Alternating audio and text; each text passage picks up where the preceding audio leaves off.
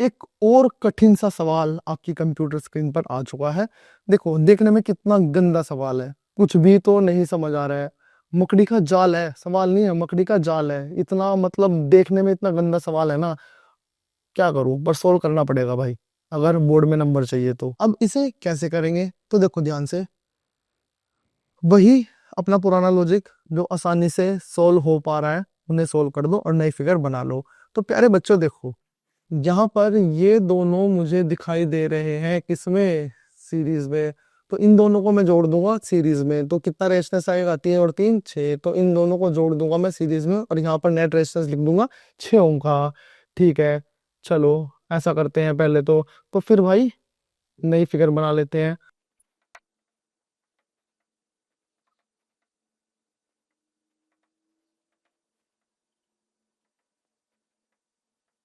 अब अगर इस फिगर की बात करें तो ये दोनों कैसे हैं, ये दोनों है पैरेलल में। तो मैं इन दोनों को पैरेलल में कंबाइन कर लेता हूँ और एक नया रेजिस्टेंस बना लेता हूँ और उसकी बना देंगे नई फिगर। इन दोनों का मैं फॉर्मूला लिख सकता हूँ, 1/R net equal to 1/R1 plus 1/R2। तो 1/R net equal to 1/R1 की वैल्यू है 6 और R2 की वैल्यू भी 1/6। तो अगर यहाँ एलसीएम की बात करूँ तो आ गया 6 और 1 + 1 कितना हो गया 2 और यहाँ आ गया 2/6। इसे काटूंगा तो आ गया 1/3, क्योंकि अब ये पैरेलल में तो इसे लिख दूंगा मैं रेसिप्रोकल करके 3 ओम। तो मतलब मैं इन दोनों को हटा के यहाँ पे एक नया रेजिस्टेंस लगा सकता हूँ, कितने का, 3 ओम का। चलो अब बनाते हैं इसकी एक और नई फिगर।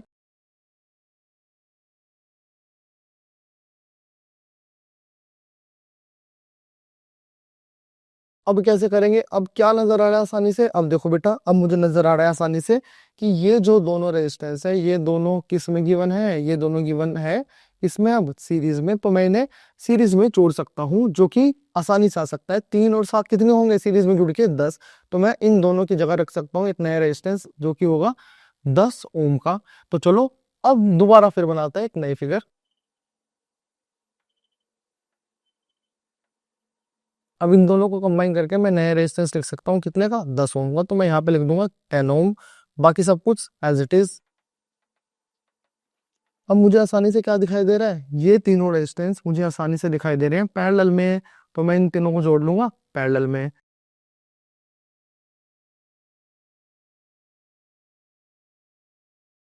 अब मुझे लेना पड़ेगा एलसीएम।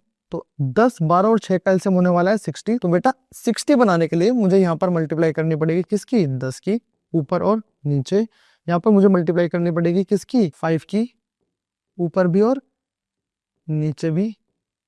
यहाँ पर मुझे मल्टीप्लाई करनी पड़ेगी किसकी, 6 की, नीचे भी और ऊपर भी। तो बेटा यहाँ पर लिख दूंगा मैं 60 और यहाँ पर आ गया 6 बन जा 6, 5 बन जा 5, 10 बन जा 10। तो इन्हें जोड़कर आ गया नया रेजिस्टेंस 21/60। अब क्या ये मेरा आंसर है, नहीं, क्योंकि ये है वैल्यू 1/R की। तो मुझे करना पड़ेगा इसे रेसिप्रोकल। तो मेरा आंसर आ जाएगा 60/21। तो मेरा यहाँ पे नया जो रेजिस्टेंस है वो आ गया है 60/21। अब मैं क्या काम करूंगा, इन्हें कंबाइन करके फिर से एक नई फिगर बना लूंगा। अब ये दोनों रेजिस्टेंस मुझे दिखाई दे रहे हैं किसके अंदर, सीरीज में। तो मैं इन्हें आसानी से सीरीज में जोड़ सकता हूँ और अपना आंसर निकाल सकता हूँ। तो मैं इन्हें आराम से सीरीज में जोड़ लूंगा और मेरा आंसर निकल जाएगा। तो देखो कितना कठिन सवाल और कितना आसान सवाल हो गया। तो ये तुम आसानी से सॉल्व कर सकते हो।